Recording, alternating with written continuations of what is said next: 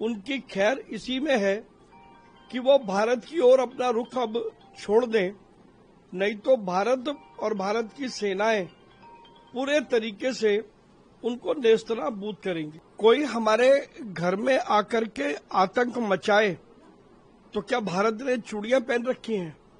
प्रधानमंत्री जी ने स्पष्ट कहा है, अगर कोई ऐसा दुस्साहस करेगा तो हम उसके घर में घुसकर उसको मारेंगे, जैसा अभी पाकिस्तान के 9 आतंकी ठिकानों को हमारी वीर सेनाओं ने ध्वस्त किया है। देखिए, भारत हमेशा से विश्व शांति का समर्थक रहा है और भारत ने हमेशा विश्व शांति में अग्रणी भूमिका निभाई है।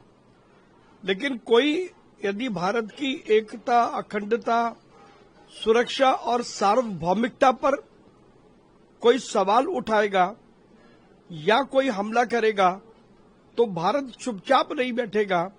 ये बात प्रधानमंत्री नरेंद्र मोदी जी ने अनेकों बार स्पष्ट रूप से कह दिया है।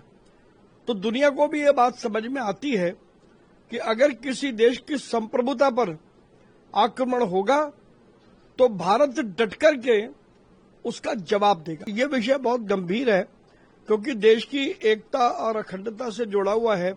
मुझे लगता है कि इन पर बहुत अधिक बयानबाजी अब नहीं होनी चाहिए।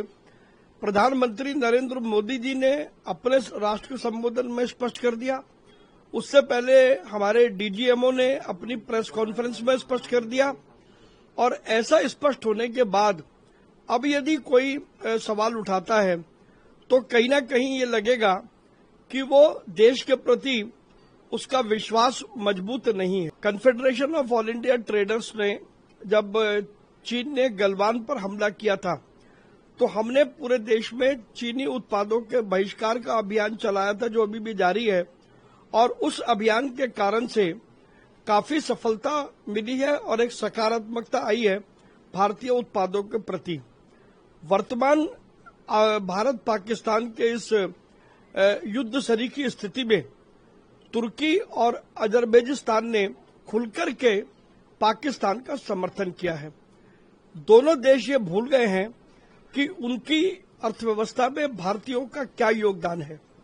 लगभग 3 लाख भारतीय प्रतिवर्ष तुर्की जाते हैं और लगभग 2.5 लाख भारतीय प्रतिवर्ष लगभग अजरबैजान जाते हैं।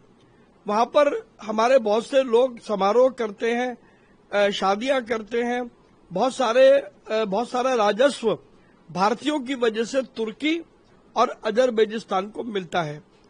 हम अब क्योंकि उन्होंने पाकिस्तान का समर्थन किया है तो कोई भी पाकिस्तान का समर्थन करेगा तो भारत के व्यापारियों का प्रेम उनके साथ नहीं हो सकता।